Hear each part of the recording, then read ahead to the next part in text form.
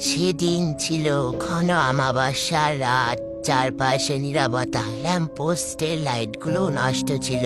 অন্ধকারে রাস্তায় কেউ ছিল না, সবাই আগে আগে ঘুমিয়ে পড়েছিল। হঠাৎ আমি গন্ধ পেলাম, রান্নাঘর থেকে কিছু রান্নার বাসনা আসছে। কি ব্যাপার? আরে মাম্মাম, তুমি এই মাঝরাতে কি রান্না করছো?